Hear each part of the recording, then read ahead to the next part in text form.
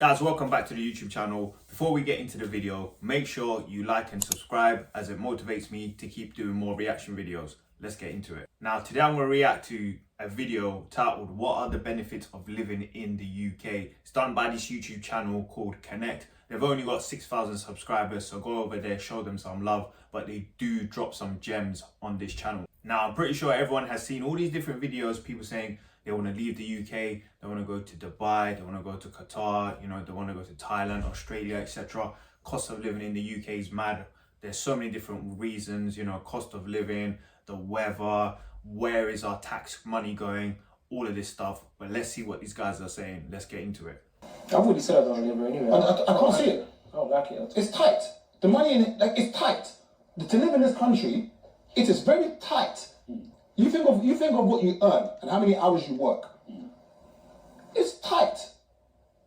I don't see the benefit of being in this country unless you're looking to move to somewhere remotely outside of London, and that's the thing that everyone's saying now. Thing is, a lot of people say they don't see any benefit of living here, but there's other countries, like UK is one of the best countries to live in if you think about it on a global scale. There's countries out there that have no healthcare, don't have any public transport infrastructure. They don't have the same infrastructure that we have here. Are there better countries out there? Yes, 100%. I'm not saying that.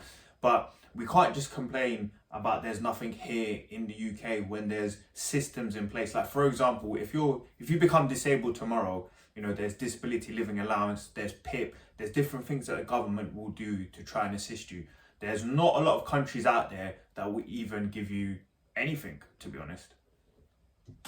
You don't need to be in London. Well, it's a bit funny saying that when I've lived there all my life with my friends and family, they're just telling me to go and move to Gravesend, right, or move to like bloody Margate. Yeah. But it is tight, and I don't see the benefits of being here. Like, you could earn like a decent... Can't lie, I agree with that. If you're born and bred in London, your whole support system is in London, it's going to be so difficult for you to get up, leave, and go to places like Birmingham, Manchester, or places with cheaper rent, especially if you got dependents. So say, for example, you take care of your family, your mother, your father, you got brothers here that are dependent on you, whatever. It's not as easy as just packing your bags and leaving. Like, you could earn, like, a decent wage nowadays is 50k. I hate going back to this.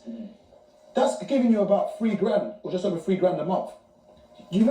What are you doing with 3 grand? I don't want to say this to sound bad, but when I broke down the other day the cost of living for a single man, your expenses alone, if you live by yourself, is close to 2.7, 2.8. Can't lie, that's 50k is above the average salary. I think the average salary in the UK is £34,000 a year. Obviously, that's before tax and deductions get taken out, and that is a stretch. Especially living in London on 34k is a serious challenge, especially with house prices, utility bills, just your general stuff, general day-to-day stuff is so expensive. It's crazy how people survive on that wage. Okay, I'll break it down for you. I did it before. Okay, 1 bed flat. So I've got a 2-bed flat in Croydon, which cost me £1,350. The 1 bed equivalent is £1,200. Council tax is £100, yeah? So that's £1,300. Energy bills nowadays are about £300. So that's now 1,600. Let's say you want to get a little car on lease. Just a little car. That's another maybe 200-300. So you're now on what? 1,900? Travel, probably about another 200. You're on 2,100. Food, another 200. You're on 2,300. Car insurance might be £100. You're on 2,400. What else have I missed out now? That's looking like phone bill time, really. Phone bill. Phone bill? Yeah. Remember, let's say you want to go out. Let's say you want to go out 3 times a month. Just 3 times. And you're spending £100 each time. Yeah, you can't. That ain't going nowhere. Yeah, you can't. But, and remember, that. The thing is, if you're in that situation, this is going to be my advice. If you're in that situation where you're earning, 34k, 50k, you shouldn't be renting a flat, to be honest, by yourself. You should be doing a flat share where you can split the cost of everything between another person. Ideally, if you can, stay at home, stay in your parents' house until you have enough money to save up and buy, a situation, whether that's a flat, whether that's a house, whatever it is that you can afford. But if you're in that situation, you shouldn't be living by yourself, because all the money that you're earning is basically going towards your rent. And yes, rent prices are crazy, right? I'm not going to say no to that, but that's the game that we're in. That's what you're just gonna have to deal with, and you're gonna have to play the game. You can't just go there and say, look, lower the price for me, etc. It doesn't work like that. Whatever the market rate is, that's what you're gonna have to pay. So ideally, try and share with someone. Just a quick break from the video. Just wanted to introduce you to a company called Sovereign Lending. Are you a business? Do you need funding to expand your operations? You want to open another location? Or do you need to upgrade your equipment? Or do you just need some financial help? These guys do business funding. They help companies secure unsecured loans. So guys, reach out to them. I'll put all the details in the description box below, and you can also see it on the video as well. Now back to the video. My next point is going to be, you shouldn't be leasing any car. Yeah, you shouldn't be leasing any car in this situation. If you live in London, you've already got a decent public transport system in place, right? You shouldn't be leasing any car. If you do need a car, right, go out there and buy one. And I'm not talking about 10, 15 grand. No. 2 to 5 grand. When you've got a little change, something saved up, you go and buy that, right? So you've got something there. It's not going up monthly. That's yours until it dies, right? But that's 3 grand that you've got to be earning as a minimum, just to live by yourself and live a half decent life if you're living in zone 5. And the majority of people are not making 50k. They're not. It's tight in this country. Right. It's very tight. So what would you say is a good wage to live in this country? If you're a single man, and I'm just talking about a single man, not where you've got kids and just a single man. If you want to get by, and this is not living as, I haven't mentioned anything extravagant. He hasn't saved for a holiday. He hasn't bought any clothes. You need to be on at least about 4k a month, and that's after tax. What's that a year? I can't lie, that's a bit of a stretch, because if you think about it, there's people who are earning way less than that and they're still able to survive in London. Now, obviously, standard of living, that's a whole different argument. Depending on your standard of living or what you're used to, yeah, then you're going to need more money. But if you think about it, there's people in London right now where they're earning less. Some are even earning around 25k, 30k, and they're getting by. Obviously, they're having to do sacrifices in order to do that. But yeah, I think 60k is a bit of a stretch, to be honest. That's roughly working out to be about 60 bags. It's about 65 bags, roughly. I don't think I know anyone on that wage. Other than people. Everyone's just faking it. What on that? Everyone's just faking it. I'll be honest, to get that type of money, especially either, you have your own business, or you work in a corporate field where you've gone to university, you've done college, you've done all of that stuff, and then you work in the city, yeah? Or, if you're a tradesman, some tradesmen are earning good money, right?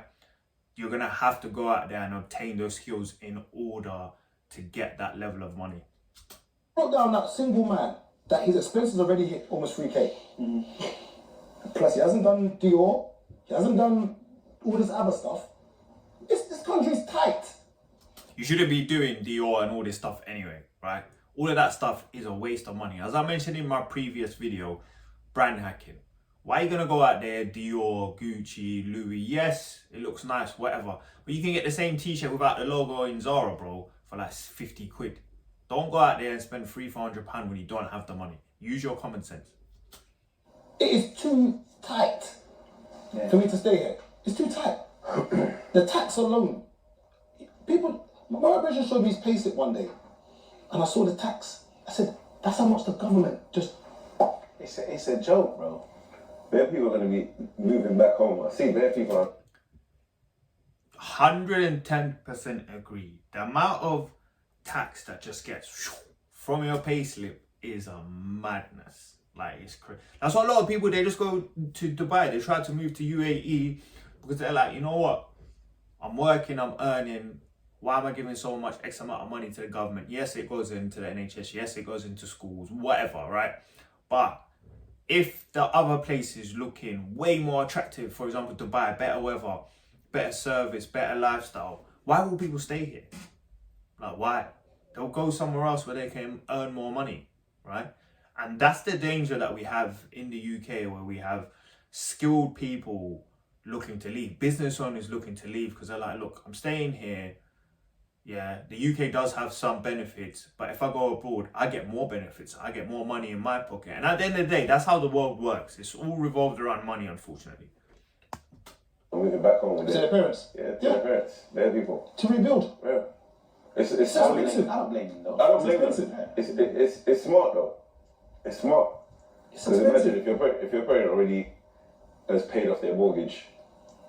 Yeah. But when you move back though, you And you know what? There's nothing wrong with that.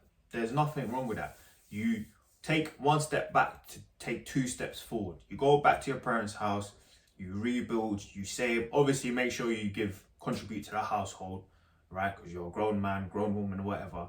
But there's nothing wrong with that. Like, especially like in this society, people like to push, oh, you need to move out when you're 18, 19, 20, whatever. Why? Especially like maybe back in the day it was cheaper, yeah, but now you go out there, a 1-bedroom flat is sending you back what, 1200, 1300, even if you're doing a flat share, what, 7 bills, 8 bills a month. Think about it, you could just save that in your pocket, staying at your mum's and dad's house, winning.